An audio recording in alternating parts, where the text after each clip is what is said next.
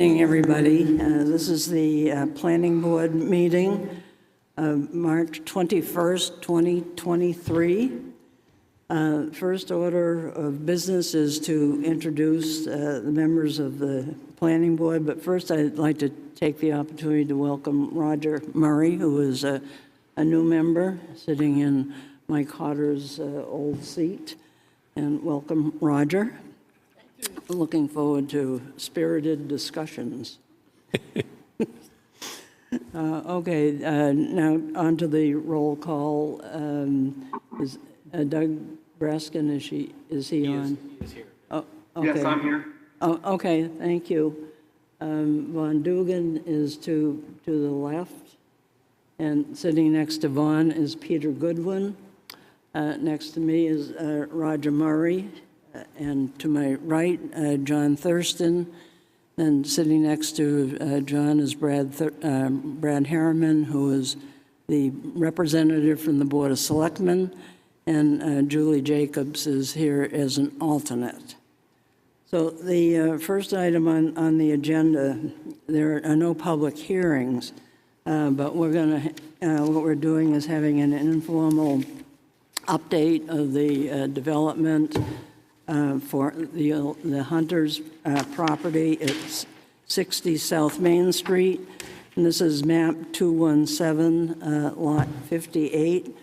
So basically, Randy is going to go through the project and tell us what he's proposing or what is being proposed, and then we have an opportunity to ask you some questions, just for clarification.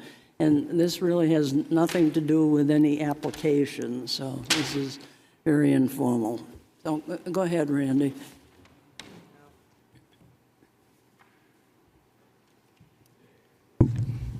Randy Tatro for the applicant, Norway Plains. I think everybody knows me. The sheets that you got I submitted, I've got some better ones that are a little more updated. That I'd like to pass out. Might be a little better to follow along, if you don't mind.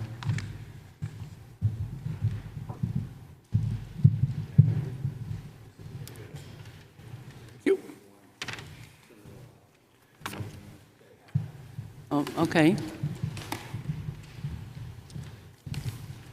So I'll kind of paraphrase my letter, or at least give you a little history on how we got involved in it. So shortly after the fire, Dan Craffey contacted us about trying to help him out with what would be the next steps in a rebuilding process.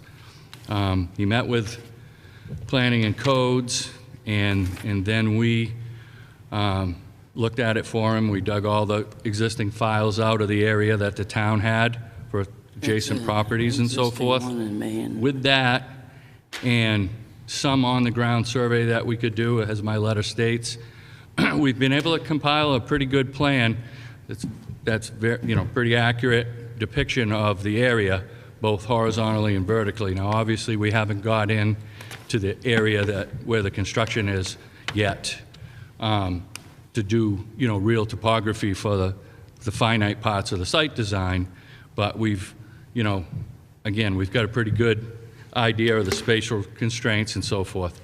Boundaries are pretty good. We've got most of that. We've got to verify a couple things. We're pretty confident with that. We did have a initial meeting with the department heads of the TRC to go over, what the department heads saw as some of the any major issues that would be involved in reconstruction.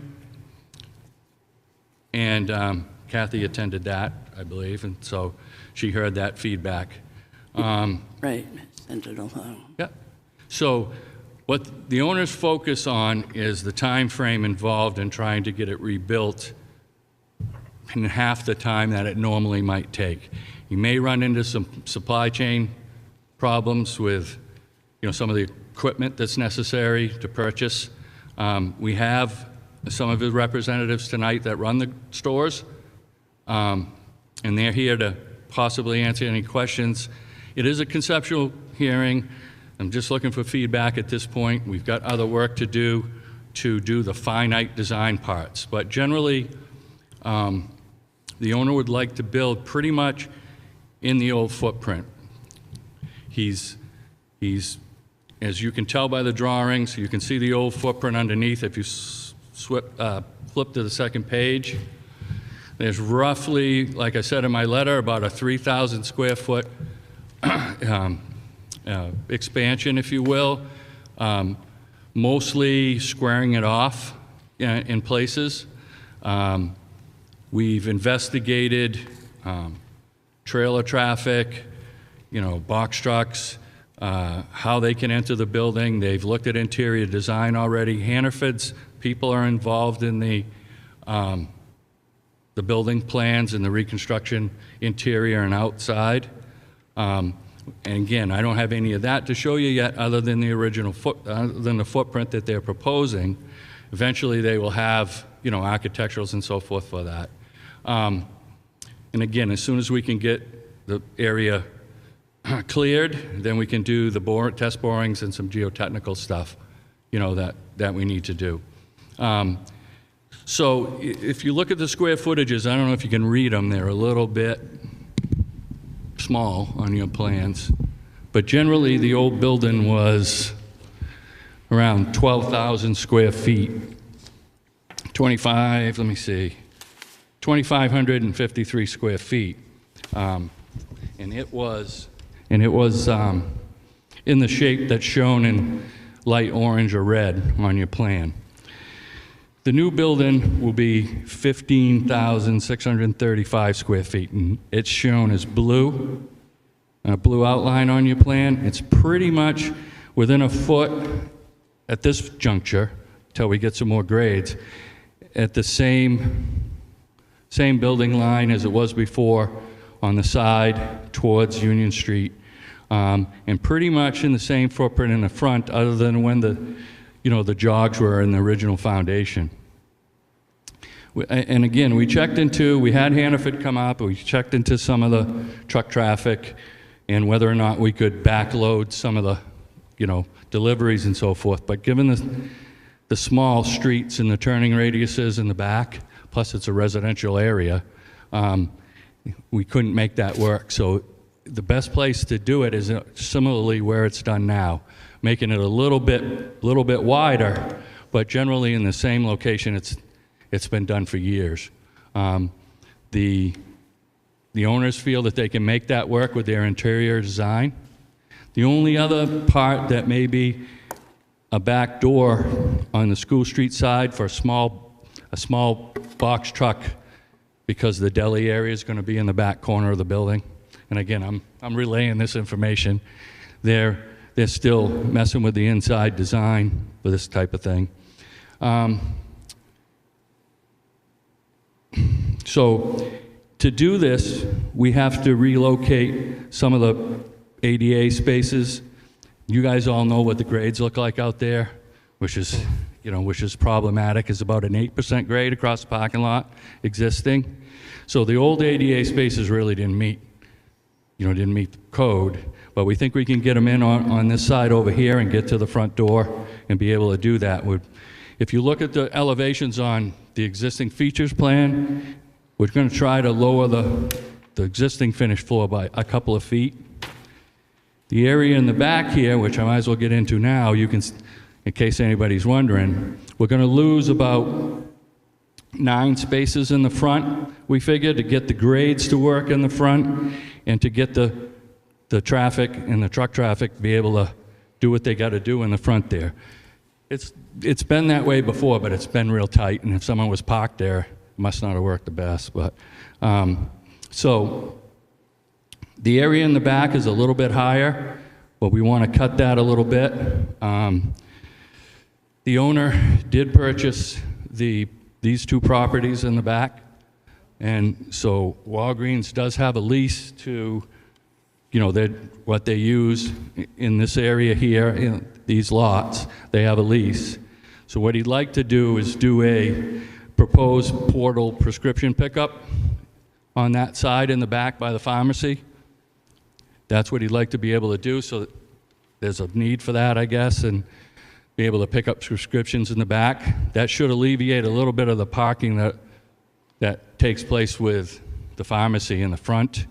And again, that's still in the preliminary stages, but it would be more, a portal type setup where they'd speak to you, you'd be able to pick up your prescriptions on there.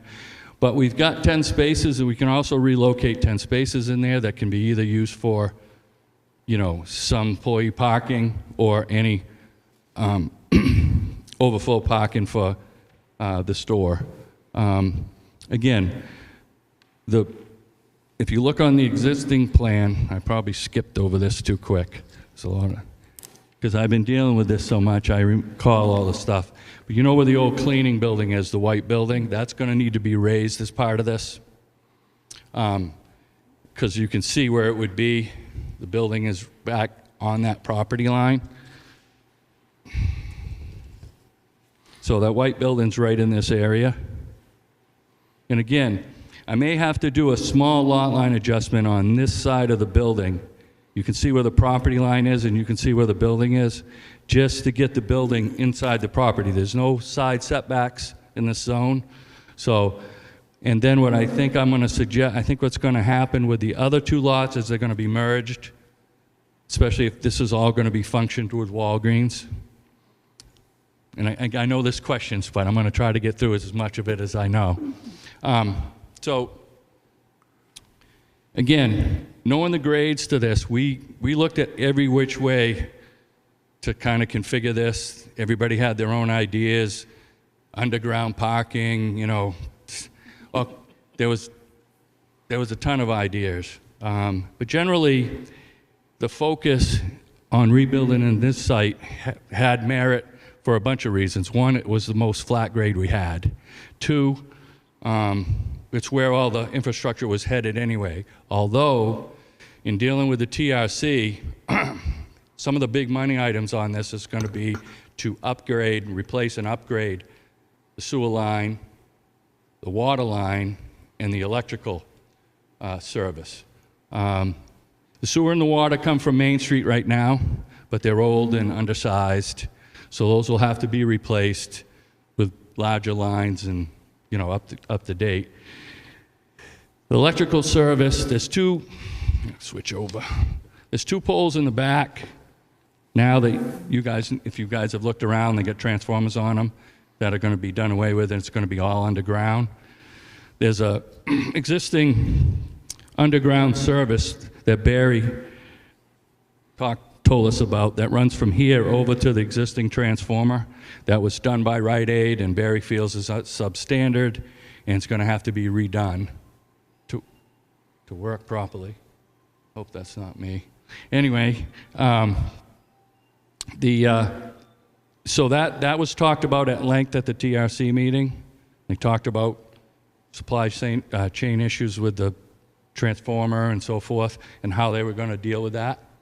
But that's something that that's going to have to be done to get this to work. They've been in contact with Barry about what their load's going to be, and to be able to, make sure that's the right size and so forth. You guys know this as well as I do. Most of the people in this room have been in and out of there a million times. So we're trying to keep it as close to the original thing as possible.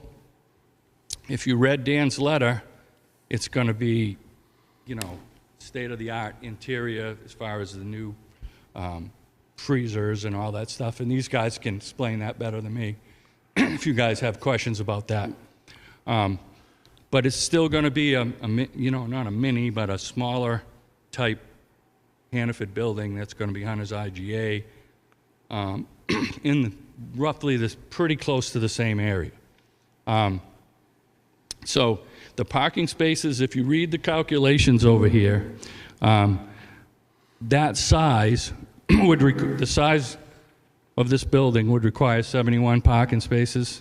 We're going to lose 9 in the front for the grading and to allow for the trailer access better. But we're going to add 10 in the back, and that includes upgrading the ADA from 2 to 3. because 3 are required in that number of spaces. So again, there's no final grading on here, but we have looked at a lot of it to see if it's got merit, and we'll be able to pull it off. As far as the rest of it goes, he's trying to keep as much focused on the building and the infrastructure without trying to do a bunch of extra implementation. I've shaded in the areas that have existing landscape currently. I've also located the light poles that exist now, other than the lights that were on the existing building. Located all the drainage structures that are there now. So in this particular case, it's a permitted use, but it's a non-conforming structure. So what we'd like to do is be able to go through the site review process and get feedback from you guys tonight to see how much supplemental stuff you feel is necessary in this case so that I can relay it to the owner. And as you know, working with parameters of stuff that's already built is a little more difficult than a virgin site. But I'm sure you got a few questions on either the existing plan or the proposed plan, so I'll stop at this point. Could you comment on the demolition and when that's going to take place? Yeah, I mean, and maybe you guys can. Dan told me the reason Dan isn't here tonight is he got COVID. Oh. And he got COVID, and he's had it for about a week. And he's still, talked to him today, he's still a little rough, on the rough side. Can you point on there again where the electrical transformer is going to be coming from? Can he finish? Post office? You were going to tell us about the demo. Yeah, so the demo part, and I'll show you in a second. Yeah. The demo part is right on the cusp of being approved by the EPA. I think it's approved, so they just got to work through that part, and should be next week. So that's what we're hoping for. And that's going to make a difference to me as far as being able to get in there and get the rest of the information I need so I can get back with actual, grading and so forth. But to your question...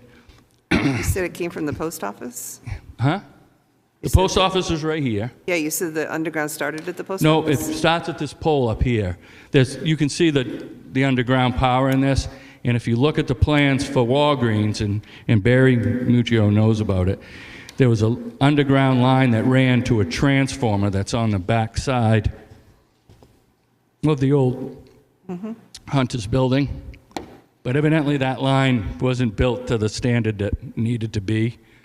So that was one of the things to come up at the TRC. Barry said that's going to need to be replaced. Is there going to be a transformer there?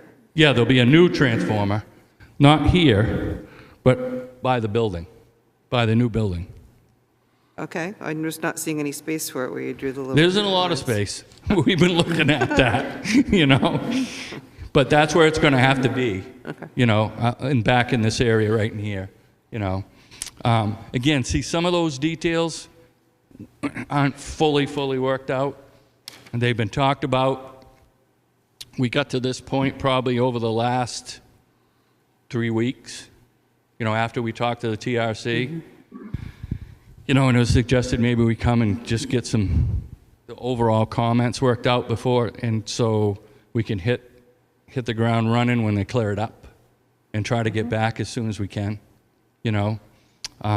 I don't know when that'll be. It'll depend on a few things and what's said tonight. Okay. All right. Go ahead, Peter. The 10 parking spaces behind the present building that are going to be new, what is the access to the rest of the space and to the building? You think I got that worked out yet? No. You're talking about out behind here? Those 10 spaces back there. So those 10 spaces, there's going to be a door in the back. There's going to be hopefully a little loading door there for a small box truck to be able to unload, and there'll be a door in the back where the employees can enter. The whole building hasn't been worked out. I don't have the plans for the building yet with the doors. Is there going to be a way to walk from those parking spaces between Walgreens and this new building to the rest of the area? Yeah, what we're hoping to be able to do is put a walkway over to those spaces in the back. If you go through there now, it's pretty tight between the building, but the white building's going to be gone. So those kind of subtle details haven't been worked out yet, but that's what we're hoping to do. I asked Dan originally where the employees park, and he's like, and there was a comment. You got a few parking spaces needed for those people, so. Right, if but they the are- parking space numbers meet the regulations, Right, right. okay? So, we got 9 out of here. Maybe we can save one, I don't know, but it's looking, we won't know till we got better idea of these grades right in here. So, at least we could relocate them in the back, so we're still over by, a couple. Got a couple extras. As far as the spaces in the back goes, I don't know that there'll be a lot of people that want to go there, but there may be a few. It may be a place where someone can park if they're waiting to pick up their prescriptions, stuff like that.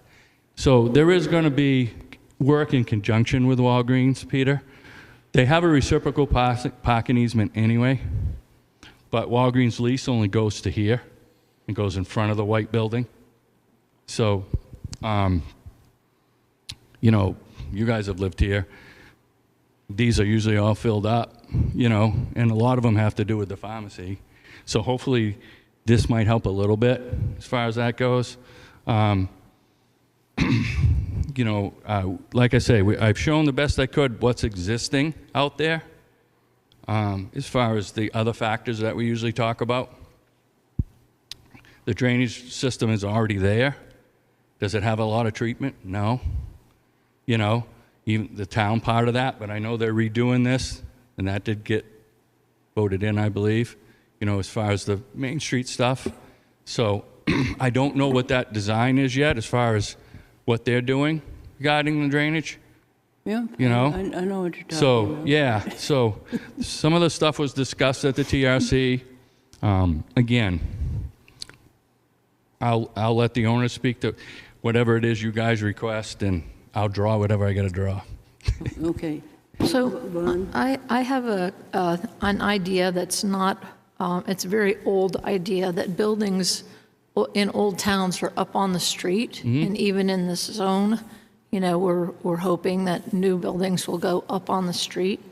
It would be lovely to enter Hunters from the sidewalk, Yeah. maybe at a lower level. If you're coming from a boat, I used to do this a lot. And put the parking behind it. Did Yeah, we anybody- looked at that, Vaughn. And what happened? Well, the grades on the 8% on the parking lot would require like a 10, 12-foot retaining wall on the other side.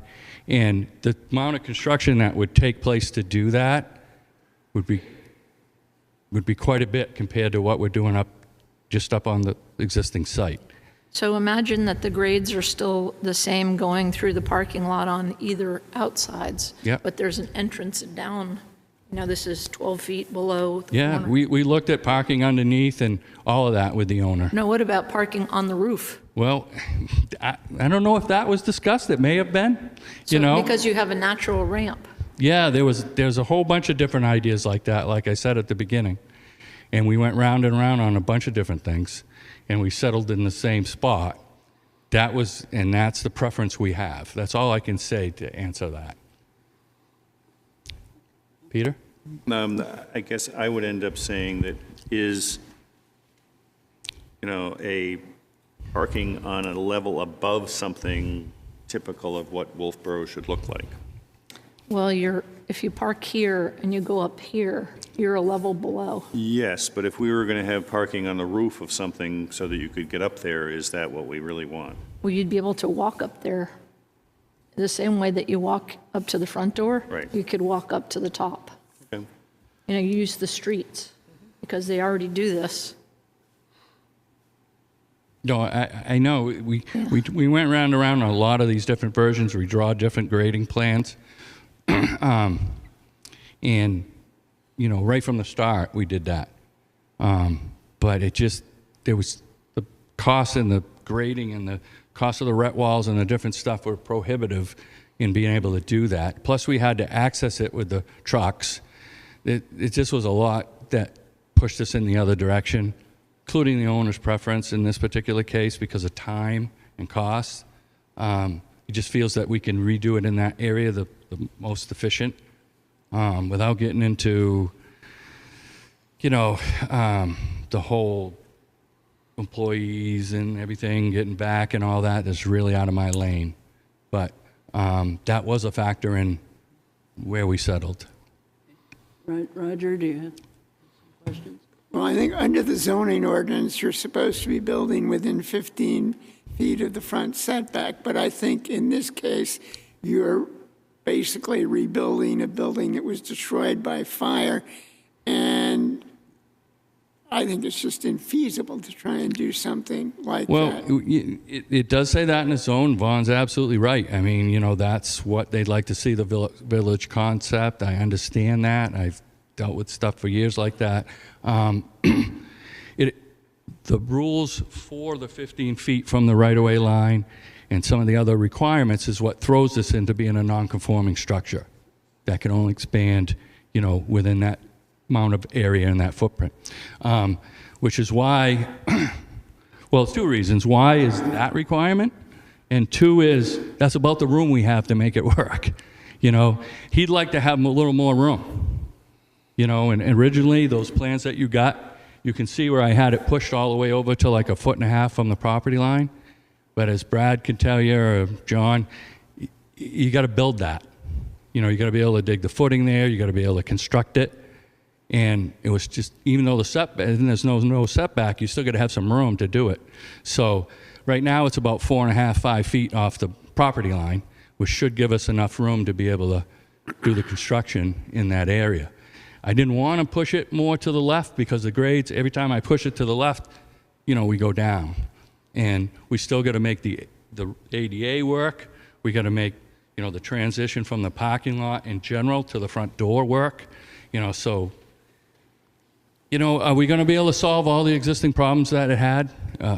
Shopping carts heading down towards the post office or whatever? Probably not. I mean, we've looked at some possible fixes to that, and, we haven't vetted them out completely. Well, perhaps if there were parking on the roof, the building could grow, if that's a desire. When we looked at it, we were using, even with the parking that we could relocate back here, the parking that we were losing because of the grading that would have to take it was more than what we were going to gain, So we didn't consider parking spaces on the roof. I don't think we got that far. But generally, the problem with that was it was going to, between what we were going to take up in the parking lot at an 8% grade, if you can picture it, the bottom part would be, 10, 12, 14 feet in the air, And so, and then it would be facing, Glendon Street. Yeah, So- so what I'm talking about is different from that. I'm thinking of using the grades, and then obviously it would cost more to put parking on the roof. But if you could expand the building that much more, you could have all the services around the back, all the parking on the top and in the back, all along this whole corridor on the what is that, south side of the lot. I just think so it might if you be a see the benefit. size of this building, Vaughn, and you spun it, Yeah. and you put it in the front there, just this size, you can see that it'd take up the majority of the front. And that was the issue we were having. So you take that, you move it to the corner. I'm just, let's say, we'll just slide it right to the corner. And then you still use the ramp of the road to go up around behind it Yeah, and park all along it. well, we did. We looked at that. But what we would be taking out to do that was taking out more than what we were going to gain. That was the problem. And you're right. If you made it a conforming structure, you could make it as big as you could fit in there and still get all the rest of the items, the parking and everything else. Plus, we had drainage that's all coming this way that we, would have to worry about containing because it'd be coming towards the building now, So there was a bunch of things. Did we look at it finite? No, but we did look at it roughly for a bunch of different reasons. Right, Roger, did you have anything else? Yeah. I have one other comment, which is I think that if you had to do all that construction to move it up front, you could end up with something that was way more unattractive than what you were proposing here. You know, maybe. I mean, everybody has their opinion on that. And again, I'm kind of taking direction from the owner as well on this. You know, without being redundant, I understand the concept and I understand why the zoning's set up that way. Believe me, you know, I do. In this particular case, since it's a non-conforming structure, I think it meets the letter of the law as far as being able to do what we're doing there. You know, if you had a virgin site that you could work with like that without the parameters, potentially you could do that. I mean, the bank next door was a smaller site that was able to be, you know, fit that in. But it was, you know, in this case, with what we got to work with parking and everything else that's going to be associated with that building, it's why we came to this conclusion. And I think that does, because it is an existing building and because it was destroyed by fire, I think, you know, that relieves you from, if this was a new structure, maybe you would have to build it 15 feet back, but I don't think that's the case here. Is there a time limit for that? Do they have a time limit commercially when something builds down? Yeah, see, that's the other thing that's pushing him. They has 1 year, and I don't know how long it's been so far, but, you know, 2 months. Are you doing anything to the parking lot, or is that going to basically remain untouched? Well, the parking lot, the width, depends on what you guys tell me tonight in some respects. But what we've proposed so far, and there's no grading on here yet again, because I got to get in here and get some survey data, but what we know from the available plans and what we've been able to get is that we're going to have to probably reconstruct this portion in this area where those parking spaces are out. That's going to have to be regraded. Those spaces won't be there anymore. This access way is going to be wider, and then there'll be the front door to the building would be right in that area. So we're trying to limit that as much as we can, but when this gets torn up, that's where the water and sewer access is going to be from Main Street. And anything else that we got to do in there, this is going to have to be redone. Obviously, the white building's going to have to be raised. This grade's going to have to be brought down some. We're trying to lower the building 2 feet from the old Hunter's original grade to try to help us with this grade in the front and in the back, and still allow these guys to be able to access the back with a small box truck to be able to get some of the stuff in. So is the disturbed area going to be more than 10,000 square feet? That's the one. We haven't really figured that yet. So that's the cutoff for the stormwater drainage. Yeah, we looked at that. And in this case, if it's over that, then we'd have to do treatment to some degree and we talked about that at the TRC, what possibly we could do as far as putting some of the structures in some of the catch basins to catch the sediment, and maybe even doing some more work down in here with this catch basin that seems to be the one that's the problem, and maybe an interceptor drain across that lower entrance into a catch basin. Whether or not we can fully meet the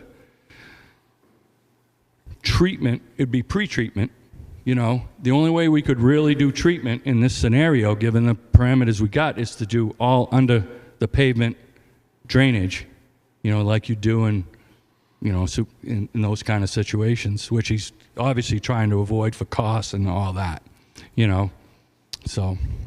Have you considered pervious pavement? We haven't talked about pervious pavement, you know, because there's a lot of dissenting opinions on that in New England. But that's a possibility. If you do the underground, if you do end up, if we have to do some underground work down in here, then maybe that would be something where we'd do a patch of it in that area, because there's structures that you can get, vortex structures, that you can put in these lower parking lots where all the drainage heads, so it goes in there and it separates the grease, you know, in the sediment, and then gets it back into the drainage system that the town has, but that may not be doing too much treatment anyway out in the street, you know. So I think we, in talking with Scott Law, our engineer, and Paul, they think we can do some pre-treatment, but as far as, what we normally do with, maybe a detention basin or a bunch of stuff like, it's really not set up for that, Okay, John? I'm going to wait to hear from you first, so I'm going to go last. Go ahead, Brad. Yeah, good. Randy, kind of going back on utilities and stuff there, I assume with TRC, you've spoken to Public Works and stuff, and you mentioned you're aware that they're redoing the services out on South Main Street here. Water's obviously going to be the first one to do, so I just, rather have all of us say it than nobody have a fall through the cracks, that, to kind of know what your needs are while they're engineering that new water line there to get whatever services tapped into that for what you would need. We've had conversations with Rod on that to make sure. I mean, when we did the pavilion and when some of the other stuff gets done, it was touchy on whether or not they wanted to dig into Main Street. But now, given that they're going to be messing with it anyway, Right. we're going to put whatever we need in there. And if the timing works out that we got to hook up before the work gets done, then we'll have to, they'll have to be redone. Yep. But it's going to have the right size and the right connections to hook up to whatever gets done on that design. Right. Same thing with the sewer. Yep. The water obviously has other aspects for fire suppression. Right. So that they got to work out with Tom, and but it is coming from this direction. Yep. It's coming there now. It's just undersized, and there's a couple of services that run over from, the Mexican place, and that ran into that pipe that's going down to the road that we got to make sure we can, make sure that all works and stuff, because the town kind of ran it around there a little bit. And so, but we've talked with Rod. He knows where all that is. There's another situation out back. I talked to the pastor that rents this.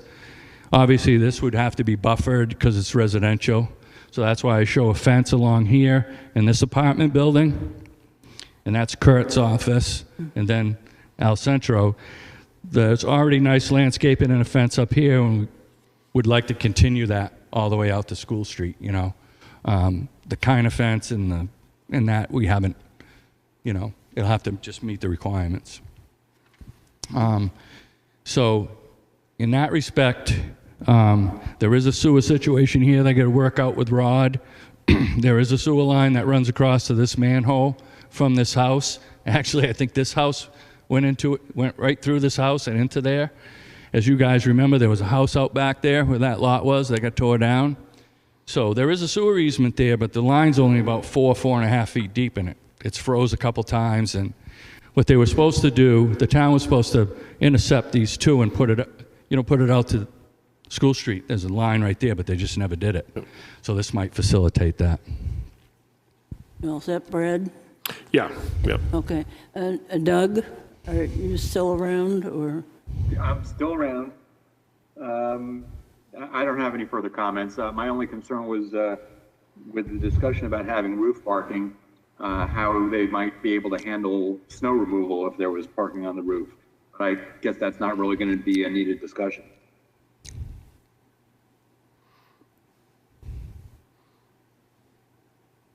Was that a question? Okay. All right. Okay, Julie? I don't have any more questions. Okay. We've talked mainly about some of my concerns at technical review.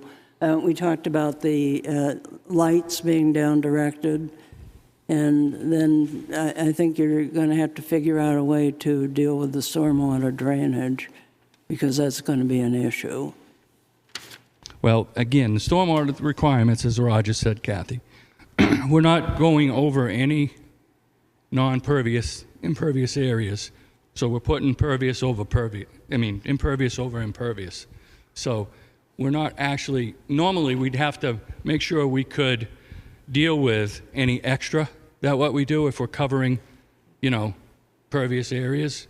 In this case, everything we're covering, we're not adding any new impervious is what I'm saying, as far as the drainage that's needed.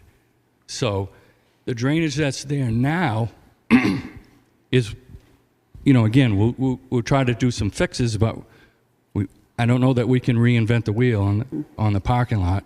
We're not adding any new impervious areas to the proposal.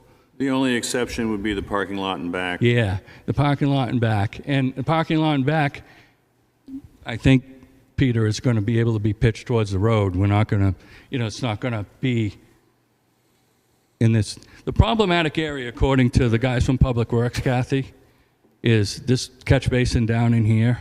And we've looked at what we can do for fixes down in there.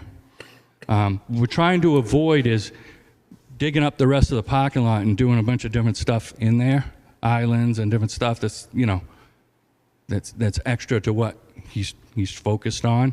As far as the lighting goes, we talked about the lighting at the TRC. I show where the existing lighting is. When the question came up, I was kind of wondering where it was, even though I'd been there a bunch of times. I knew it was lighted, but I didn't know where it comes from. A lot of them are light packs that are downward deflected, but I don't know that they meet dark sky, requirements or anything. And the ones that are on the MED poles are rented, and there's other ones that are on the site, and there will be some on the buildings. So whichever ones we can convert to the downward deflected, other than the little light poles that you got in your landscaped area, we can do our best to see what they can do in that regard. I didn't do a whole new lighting plan like we would on a virgin site, Kath, because this stuff's already there, If it becomes an issue for the planning board, then that's your comment. Yeah, okay, go ahead, John. So this is a question for Tavis. Back when Steve was here, I thought we had sent Steve over to send a letter to the owner because he exchanged his original lighting to LED lighting, and once you exchanged to LED lighting, you had to conform with a new ordinance. So where are we on that moving forward? Are we still in codes compliant and with the codes officer? I'd have to see if that letter was sent. What was that, Tavis? I said I'd have to see if that letter was sent. Okay. I don't know if that was addressed. I didn't follow the full Yeah. documentation. You didn't follow up on that? I'm not the code officer, so I don't know what traction was made or what wasn't made before Steve left. Okay, so I guess that's a question there, Randy, that we got to resolve first, because everybody knows when those new lights were put up, they were really bright and they shined. Even if when you were driving down the street, you got them in the face and lit all these residential areas, and that's what we're really concerned about these residential areas. And understandably so, we want security lighting for your business, but at the same time, it is in a residential area, and we like them to follow the lighting ordinance. So that's, to me, that's, I'm a bit surprised with the codes officer that we haven't followed up on that since Steve's left. The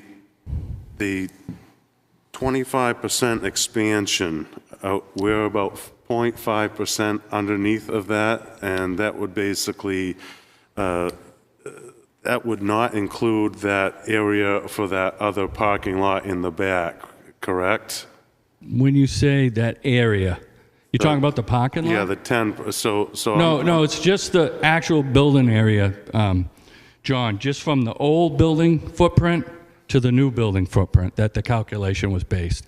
If the ordinance says a drip line, so we did the best we could with the available plans that we had and the tax card information and so forth to establish the location and the square footage of the original footprint. And then we tried to expand it as much as, they want to try to get as much as they can to be able to get it to this point.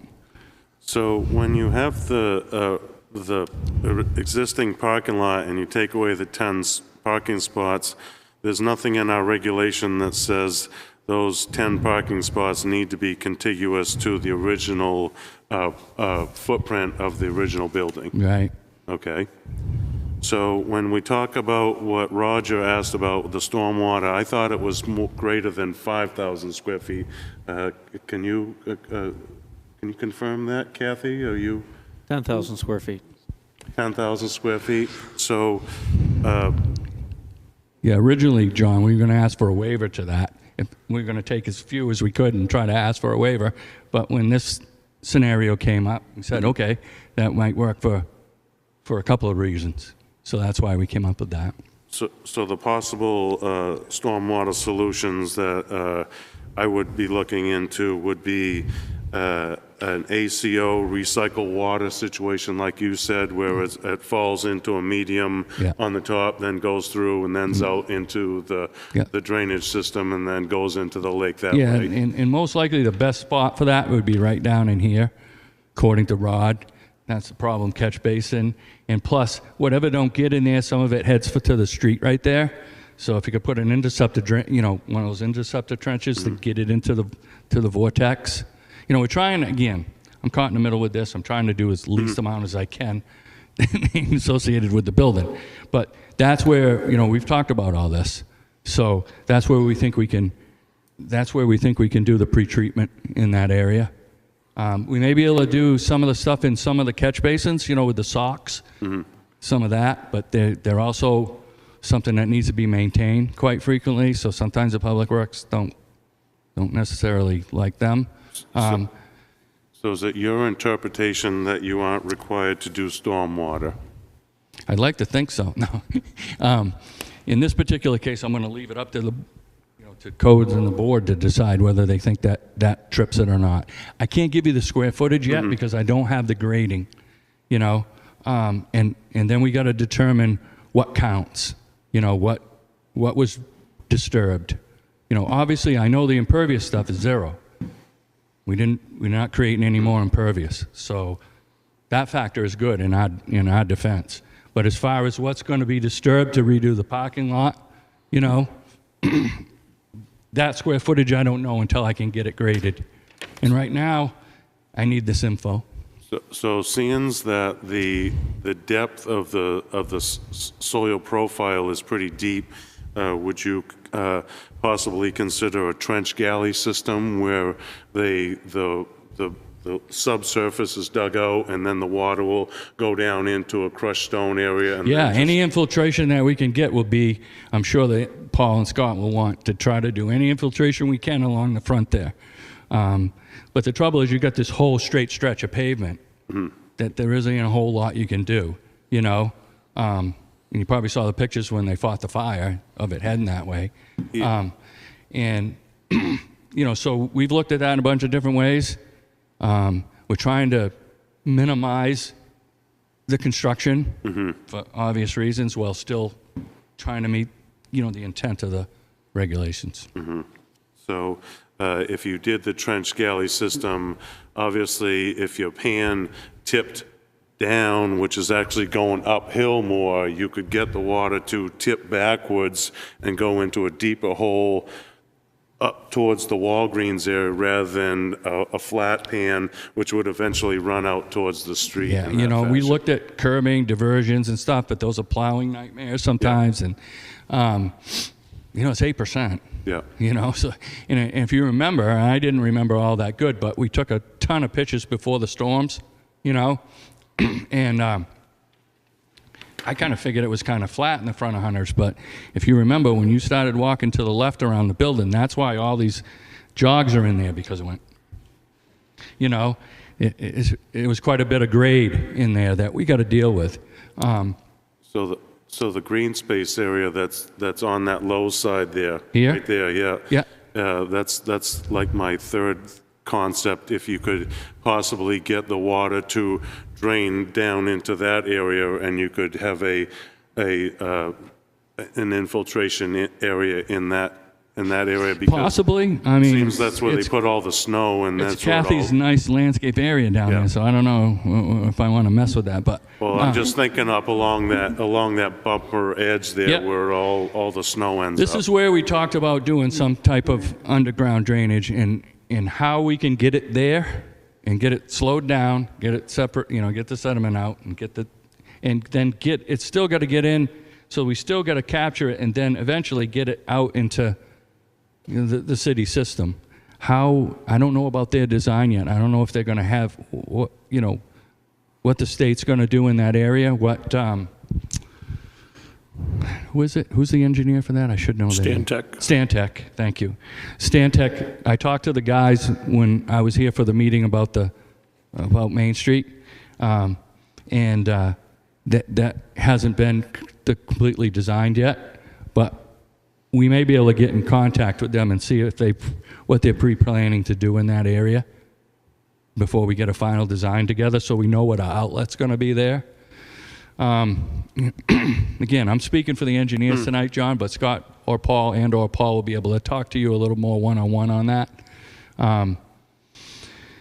You know, the owner kind of goes blah, blah, blah when I talk about that, but Yeah. I know we get to do some of the stuff. It's just working with the fixed parameters sometimes is the difficult part. So the building now, Yep. so was there ever any thought, so your building, you must have units on the top, on the rooftop for venting and nothing of that nature? So was there ever a consideration to build up on the roof to provide workforce housing or anything of that nature for your future workers or anything of that nature? Was there ever any discussion about that? There was not, no.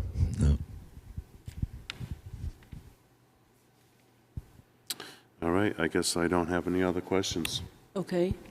Anyone else have So anything? I'd just like to understand, where are the existing lots? And now they're all under one owner? Yes, correct? Vaughn, they're under one owner, and the existing lots, there's 3 lots of record. So the lot that has Hunter's IGA goes like this. Okay. The old hardware store or the Rite Aid, Walgreens, that's tax map 21759, goes like this.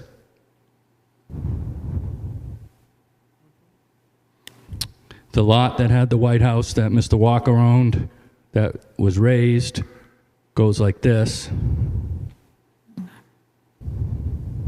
That's that lot. Those are 2 lots that I suggest they merge, and I may have to do a small lot line adjustment in this area as part of the site review process, just to make sure I get the building, 3-4 feet from the boundary line. Even though this is the same owner, in essence is the same owner, there is a lease that Walgreens has that covers this area and has certain requirements in that area. So, that's why that's set up that way. And again, the old hardware store used to go way out here, if you guys remember. Parking lot in back. Yeah. Again, the white building is going to be a casualty of this. That's already been determined. So are there people living in that building? Yeah, and they've been notified, and, again, that's out of my lane, but yeah, that's been talked about, yeah. Yeah. Excuse me? Oh, okay, it's empty now, I guess, yeah. Right. Okay, anything else you wanted to add? Not at this point. Okay, well, I think you heard what some of the concerns are, Yep. and so that'll give you some direction on how to proceed. Thank you. And what is your timetable at this point? My timetable is, again, contingent on the removal, which is supposed to take place shortly. I would say, so we're not going to hit the April deadline, so probably we have to hit the May deadline, to have real plans prepared. We'll have to go to another TRC before that and work out those details, but we should have some of the things I couldn't answer tonight, at least, better understood. Okay. Yeah. All right. But if there's any other feedback that that you need, that we think of through Tavis or whatever, just let me know so that we can bounce whatever punches those are. Obviously, he's in a, all fired rust based on his time, so he's pushing us a little bit. So I don't want to miss something before I come back to you guys. Yeah. Okay, all right. Thank you very much. Welcome.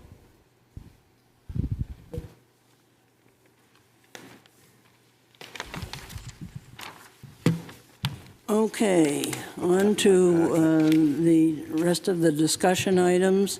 The next item is the election of chairman and vice chairman, which would start the beginning of April. So does anyone have any nominations they want to make? Well, I wanted to nominate Doug, but Doug has told me that he will not be available this next year to be chairman, because I think he is clear, concise, and unexcitable. I think those are good qualities. Right. Not that he's unexcitable, but just, Would Doug be available for vice chair? I would be available for vice chair. I feel safe in nominating Doug Breskin for vice chairman.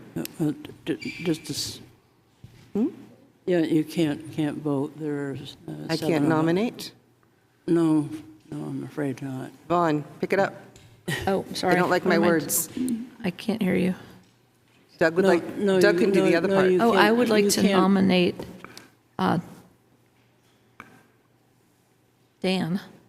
Doug. I knew I was going to get that wrong.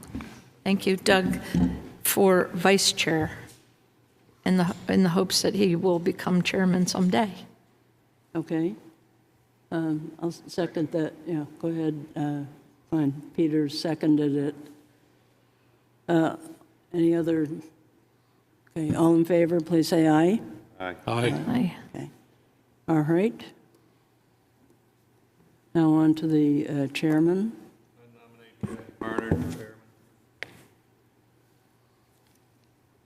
I second Kathy as chairman. I think she's done an excellent job. I know that she would eventually like to pass the torch, but I think that she does a very good job, and she's also very clear. And I thank you also for all the time you've put in. She also knows the history very well. That too. Okay, anyone else? Okay, then vote on the chairman. All in favor, please say aye. Aye. Opposed? Aye. I'll abstain. And I'll abstain also. Okay, thank you very much, folks. I think going on down the agenda here, but I think, first of all, this is going to be my last year as chairman. So we're going to need everybody's help. This is going to be a year of transition. We're trying to do it the right way by trying to think of everything that we have to think of and get people in the right places doing what they can do best. I've been contacted by a couple folks who want to be an alternate, and you have one of them, his resume in front of you, and that's Steve Webster.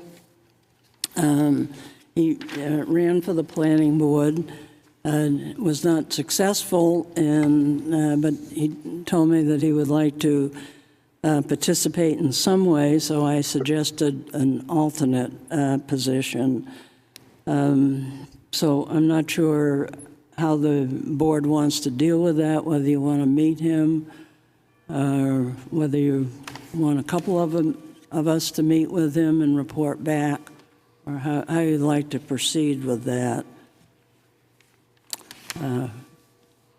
So anyway, if you could give that some thought. As far as the 2023 proposed zoning amendments, I think we've lost some credibility in some people's eyes. However, I think we all agreed that we needed to address the housing issue, even though that we knew that it would be controversial, but we wanted to, we felt that it was important to put it forward and then let the voters decide. So anyway, we've got to move ahead. I think in the future, we probably shouldn't include as many zoning amendments on the town warrant. We want to make sure that whatever we do present is presented in a very clear, understandable layman's terms so that we understand them and the public understands them. We need to do more thoughtful research and explain to people why we're making the proposals that we're making. I think we need to consider the public's concerns, make sure that we address those concerns adequately. Finally, the wording of the documents as they go on the ballot. I've heard a lot from people that they just didn't understand them. The things, the warrant articles really didn't explain it well enough. So I think in the future, we need to just sit down as a group and make sure that we see what's going to go in and that we understand it and take it from there. So those are some of my thoughts, and I'll open it up to anybody else that had any thoughts about. I thought one thing that was sorely missing that we have done in years past is a PowerPoint presentation that goes through every single warrant article, maybe more than once, so that those two public hearings start with a presentation. Because if you start with questions, as we did, the questions can turn into, I don't know, diatribe, and then you lose, any kind of format to respond when it just gets blown out of proportion and people don't understand the rules or zoning in general. So I think if it's not clearly explained in that manner, it just is an invitation for confusion for everyone. So I suggest we do a PowerPoint every time. Oh, okay. I would also suggest that perhaps even before the PowerPoint occurs, there should be somebody from the outside who does not know the inner workings of the planning board look at these articles to see if they seem reasonable as written. And I think that was one of the real issues we had. There was a letter to the editor of the Granite State talking about the fact that because these are so poorly written, the planning board basically should be punished for making them incomprehensible. And I, at the candidate forum, I literally had no defense for what we had produced. And so I think that somehow they need to be dealt with in a different way. There was some suggestion that if they were going to be completely explained, we would be wasting all sorts of paper in the ballot. At the same time, I would suggest that the other warrant articles which were present on the school board and the town ballot were reasonably succinct, and they also stated what they were going to do. So I believe that there's a way forward, and I agree with you that a PowerPoint presentation to introduce these things so that people can look at them, understand them, and then we answer questions rather than basically just having questions asked is the way to go. Okay, Roger is the new person here. I'm sure you have some thoughts. Well, I have many thoughts, but I guess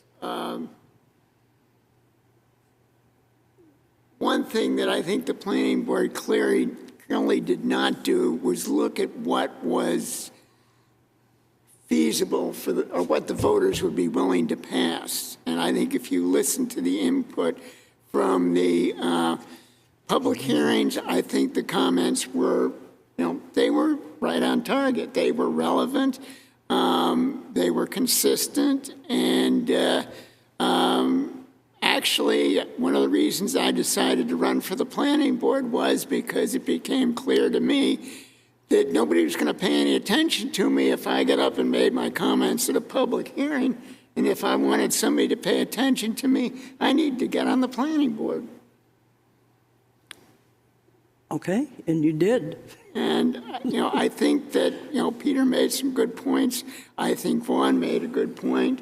But you need to look at what the people might be willing to pass. And, aside from the confusion or the difficulty in understanding, there were things in there that people just really disliked.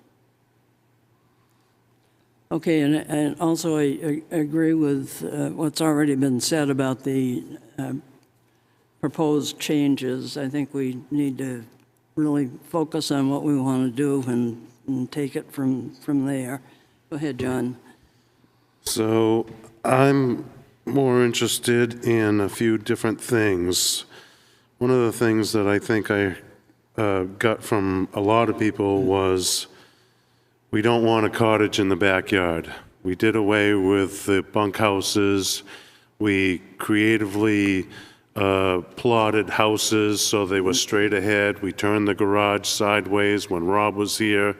We seemed to take a complete opposite turn to allow anything would go.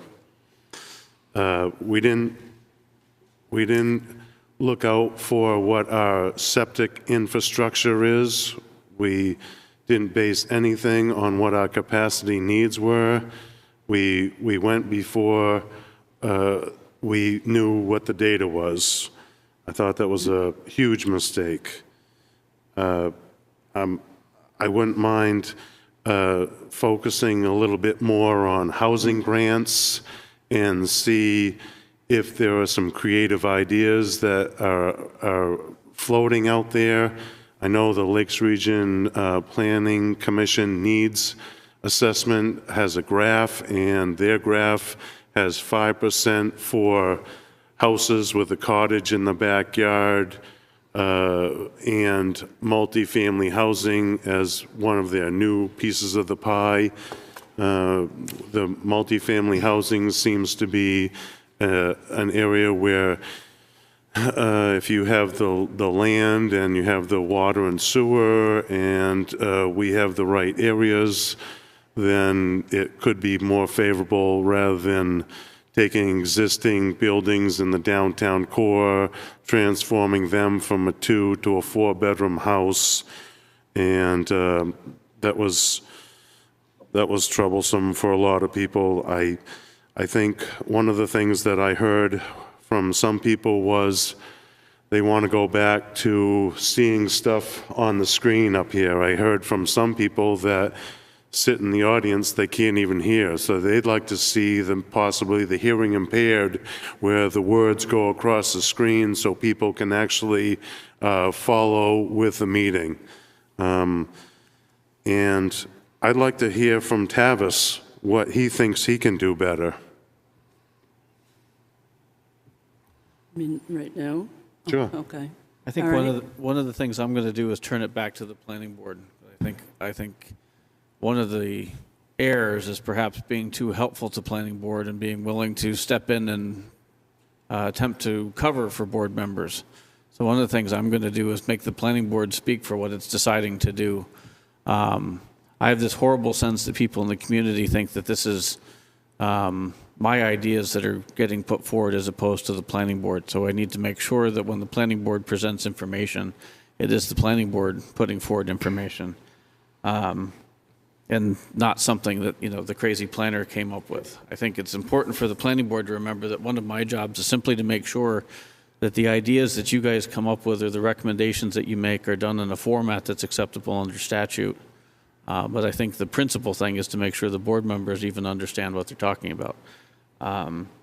For example, I'm not going to point fingers, but I've just heard 3 comments that absolutely weren't impacted by the proposed changes. So it's concerning to me that even in the digest of what just happened in the election, there's some confusion about what the board put forward. So yes, I am happy to put together a PowerPoint.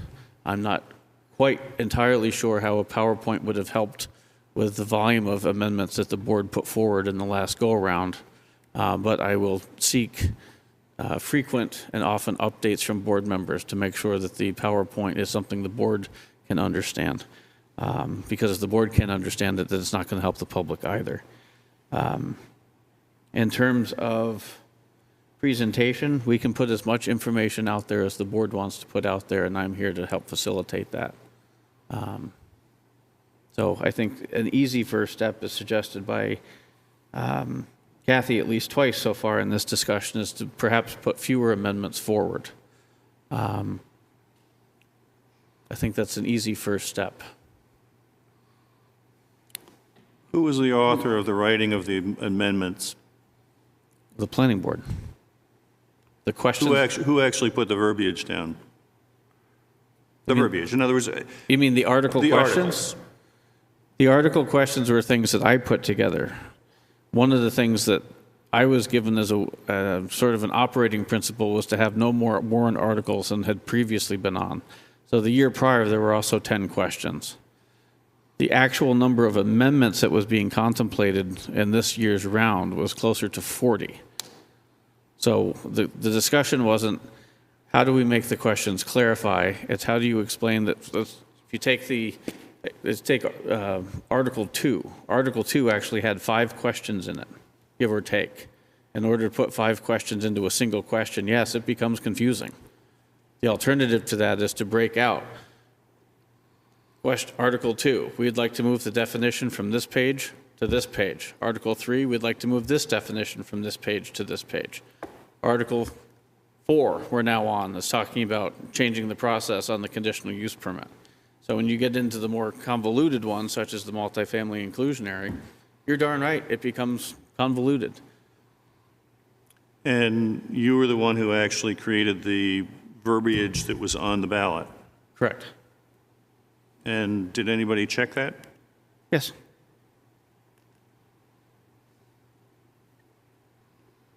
Okay, but I also think, Peter, that we really need to have input into that and do a final check on it, I think. That's. And for that matter, it was also in front of you for each of the public hearings. And there were comments on it. And following feedback at the public hearing, some of the questions were actually revised.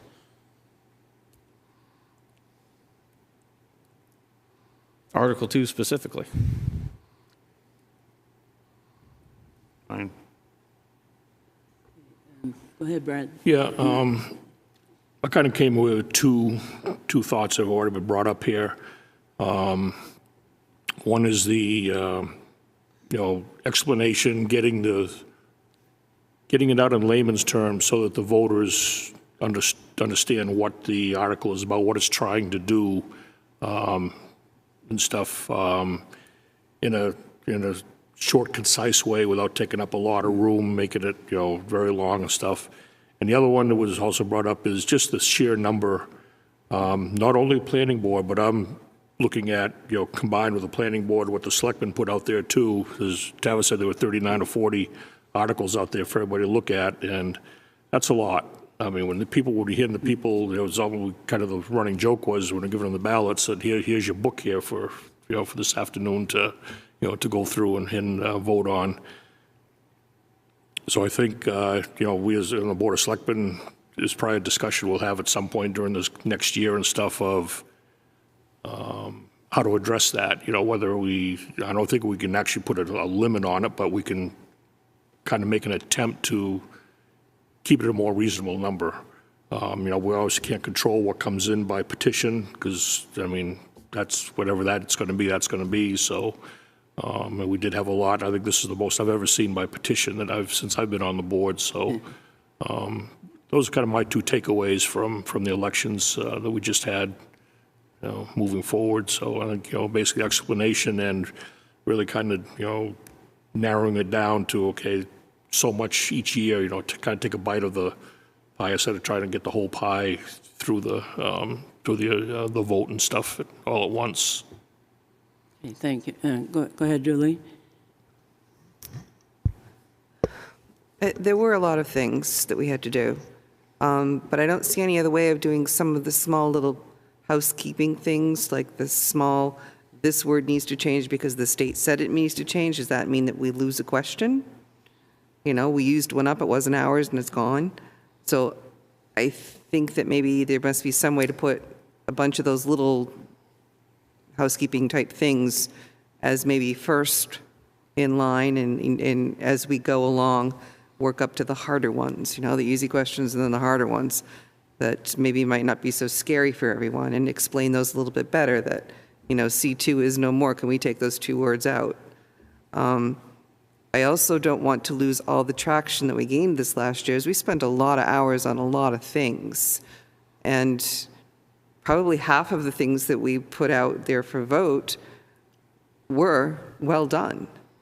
Okay, maybe the writing was not up to what everybody could understand. We could do better on that.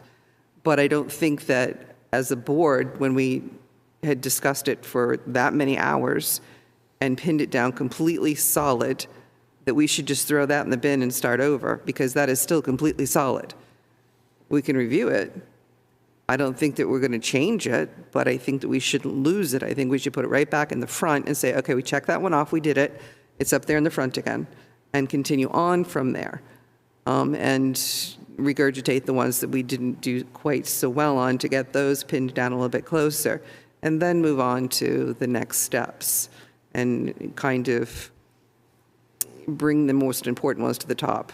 Maybe do 1 or 2 of the new things, but still get through all those old things, because we shouldn't just push them to the side. We've been working on them real hard. They're needed. That's why we did them. Okay, thank you. Could I? One thing that I recall from many of the articles that were put on there is that there were at least parts of them that were really required to be in line with the statutes of New Hampshire. And so therefore, if we are making changes which are going along with the New Hampshire statutes, those really need to go through. And it may then, although we may kill more trees, it may be that those just need to be smaller bites so people understand what is happening in those particular cases. And, you know, I sort of understand you're saying I don't want to have, you know, 16 pages for this one article, but maybe we just need to have a few more articles which are separate, because if it's required by state law, then we actually have to act. And so those are things that need to be done. And to say that we can only limit ourselves to 10 articles may be impractical if there are these housekeeping issues which we need to deal with. Absolutely. I think the thing that I found most confounding about the last go-around was the encouragement for residents who may be confused by things. It wasn't to ask questions. The number of times I saw the words, "If you don't understand, just vote no." It was befuddling for such an involved community. But, John? So when you looked at the voting again, the year before, there were 40 articles also. So I think I agree with Brad. In the big picture, it probably should be less, and people can focus on them. And then instead of, because probably what you get is you get a lot of people that just go through and would say vote no. But that really wasn't the case, because a lot of the selectmen's articles and all their funding and so forth, you had a high success ratio, and that was proven through the voting numbers. When you looked at the zoning articles amendments, there was consistently over 1,000 no's, and in the 400 range were the yeses. So it was a complete flip in the numbers.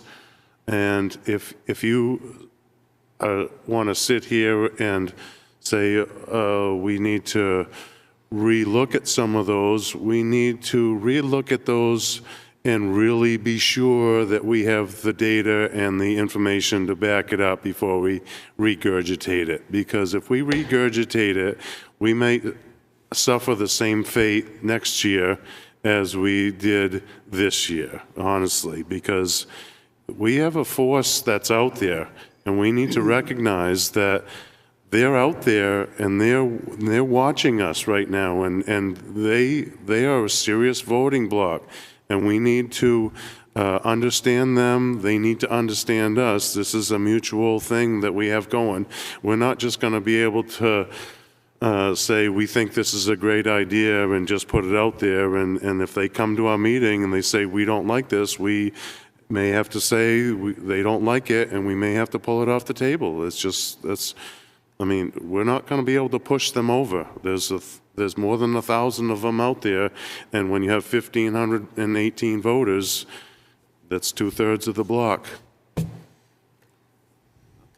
All right. I would actually differ with that analysis, and I believe that the initial comments about our articles were very negative for very valid reasons, because they were hard to understand.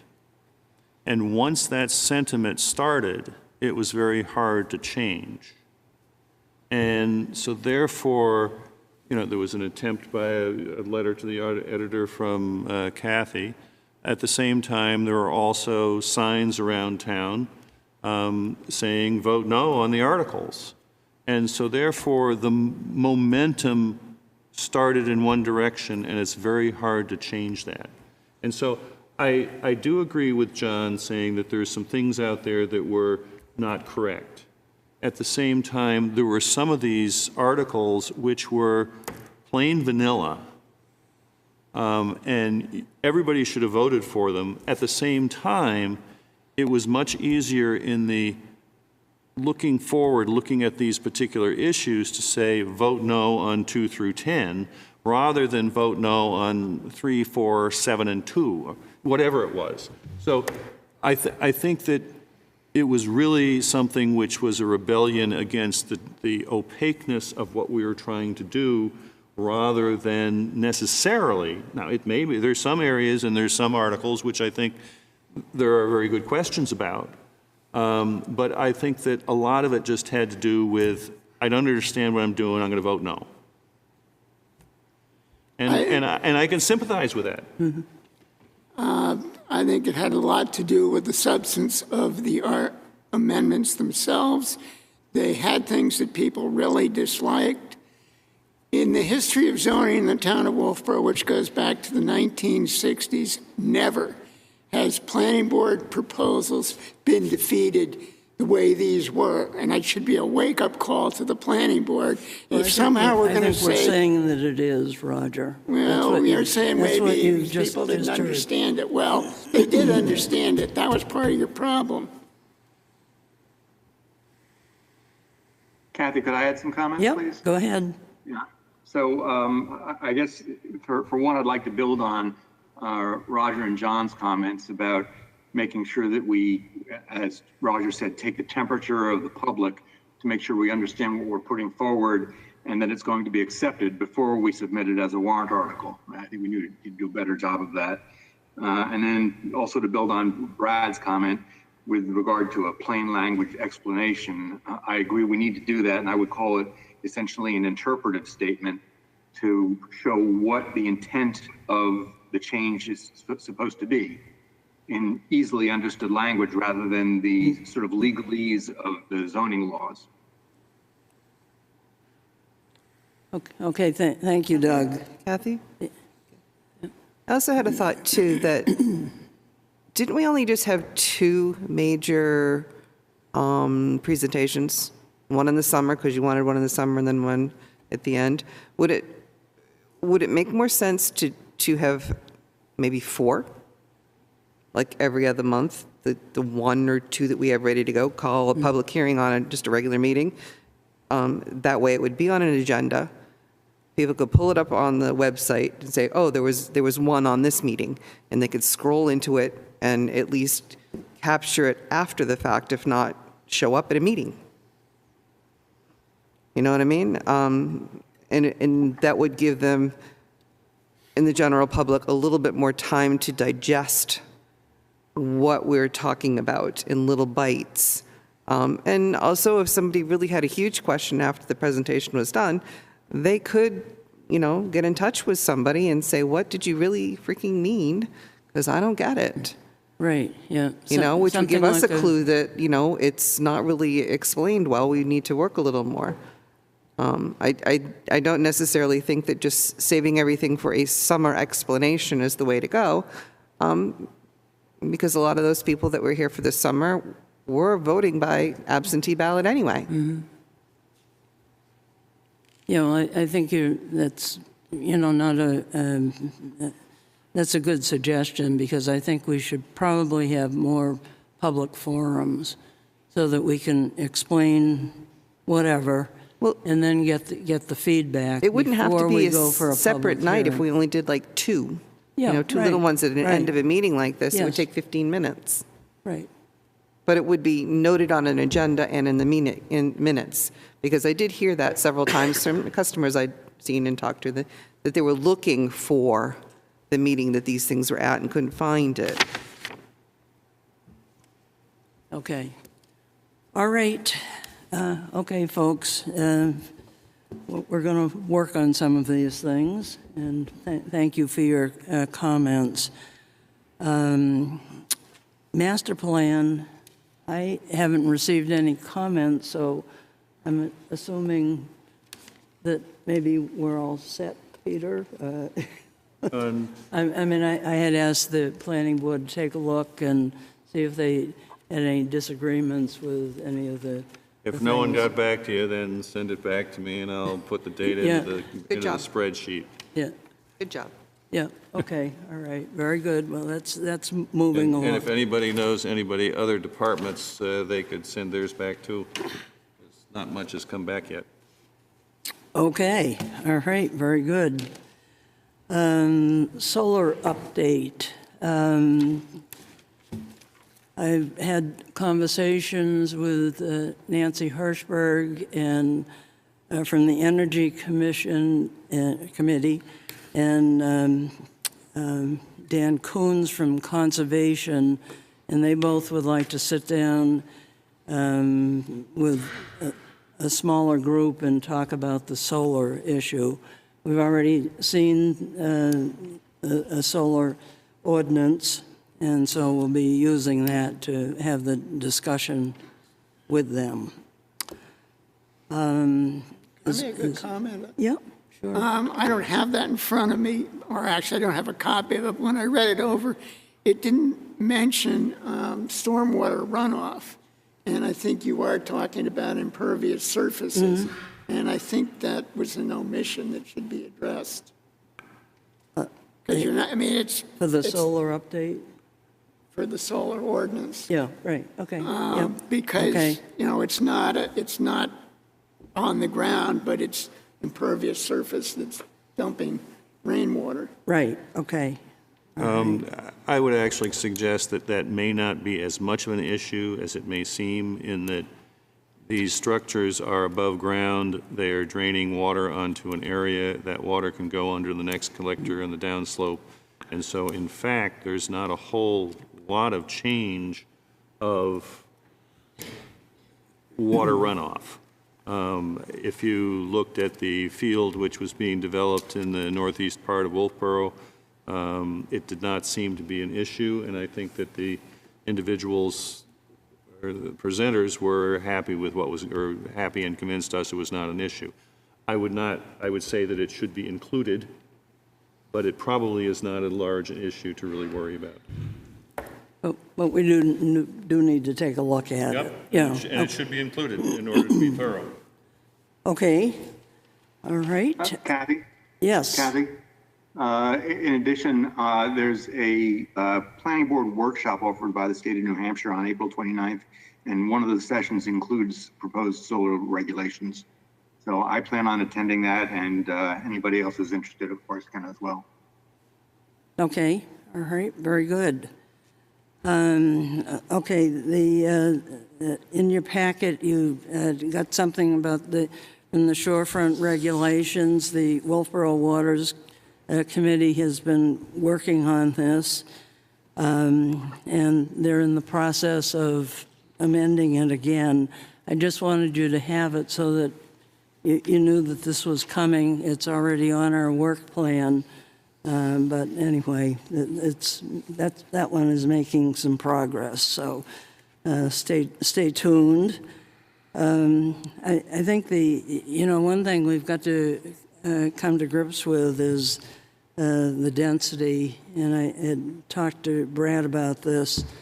Brad, I think we're going to need your help in figuring out the density issue and how exactly we can work with the Board of Selectmen on getting any data or updated studies that have been done. And, I think we've really got to work together on this and figure that out. So as far as some of these other issues on our work plan, we've talked about the road standards, and the Public Works and Tavis are working on that together. That's sort of something that's outdated, and all we're trying to do is to bring it up to date. But in doing that, I think that's also going to bring in stormwater regulations and how the roads are affected by stormwater regulations. So and the other thing we had talked about doing was looking at the non-conforming structures. So we need to consider that. But we can revisit this again at another meeting. Roger, you had mentioned the Lakes Region Planning Commission, and that they're going to be doing their housing. Yeah, the Lakes Region Planning Commission is having a meeting this coming Monday at Hobbs Tavern in Ossipee, and the subject is going to be the draft Lakes Region Housing Needs Assessment, and that's going to be the prime topic of discussion that is available. It's 106 pages if you have trouble falling asleep at night. So I will be there. The other thing is that Wolfeboro is entitled to two representatives to the Lakes Region Planning Commission. We have one right now, which is me. And the process is the planning board nominates somebody, and then that person is appointed by the selectmen. So I would hope that we would find another person so I can have company in the car, and we have complete representation. Okay, and you said Monday at what time? It's 6 o'clock. 6 o'clock? Yeah, they have meetings for people who apparently don't eat supper. Okay, very good. Thank you for that. Well, I'd like to attend that meeting, Roger, so I'll be interested in that meeting, so. Okay, we can carpool. All right. Okay, as far as the alternates are concerned, does anybody have any thoughts on You only mentioned one how we alternate? should move ahead with that? Do you want? You've only mentioned one alternate? Yes, but I know there's another one, and I had asked her to submit something to us. But nobody else knows anything about it but me? I was waiting for her to submit something. What? I don't understand. Didn't Judy's looking at it. Didn't Jane give you the? Kathy, yes. I don't know. She did. No, I did not get any resume from her. She just said she was interested, and so I wrote back to her and said, would she please submit Okay, something so that we I'm could- out of the loop. I just heard that she sent it to Tavis, that's all. Yeah, okay, and he forwarded it to me, and then I took that step. So I was waiting to hear back from her. Okay, so how do you want to deal with the alternates or? Can invite them both to the next meeting. There's not What? a lot on the agenda at the time, at this minute. If Okay, that's what the do board you wants want to do. the person to come in for an interview? Is that what? I don't know if it'd necessarily be an interview, it'd be more of like an introduction and, have them present themselves to us Yeah, and okay. what they like, or, just general comments, really, I think. Okay, I was just asked to show up, no, and there was my seat. I'll get in touch with them. Okay, so you've got the one resume. I'll get in touch with him. Get in touch with the other person and set it up for the next meeting, Tavis. Sure. Okay. And is Julie just continuing? Yeah, okay, It's 3 years. yeah. All right. Okay, anything else anyone wanted to bring up? Okay, public comment?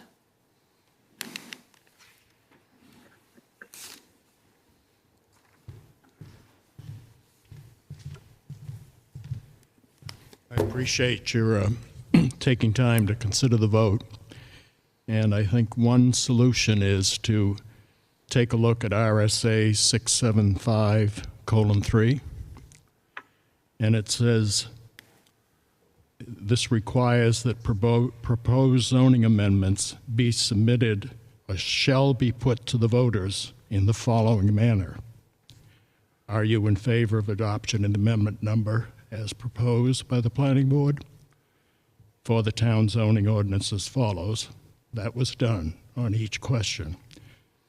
However, RSA goes on to complete that sentence with, here insert a topical description of substance of amendment. That was not done on any of those questions. That was the problem. You did not describe with a topical description of substance of what the amendment meant. That's why we had to vote no. Okay, thank you, Ken.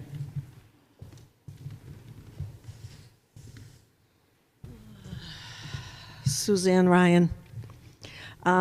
What Ken just related to was technical process.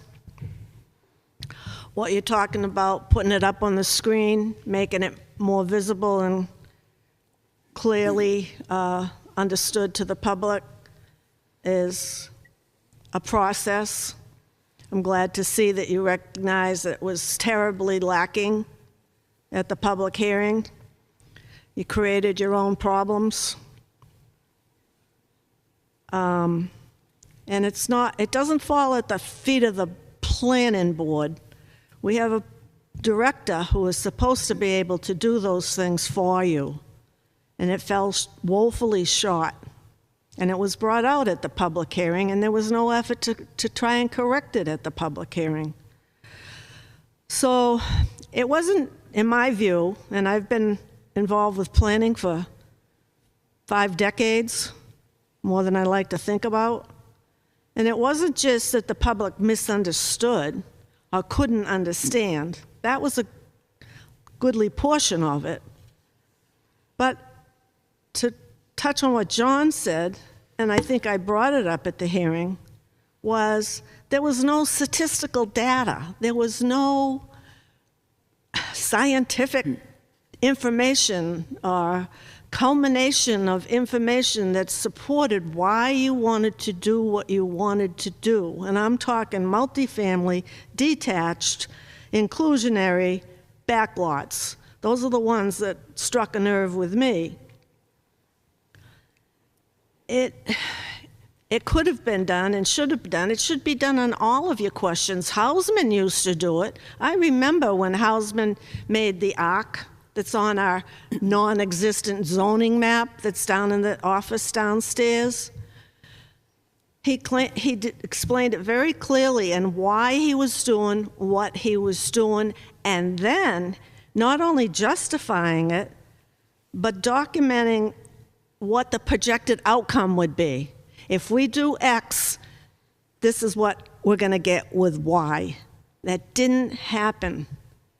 And then remind you of Filter Bed Road, Pine Hill, those public hearings with the people that came in. I can't remember what the question specifically was, but the people that came in really laid out to the board why they didn't want that to go forward.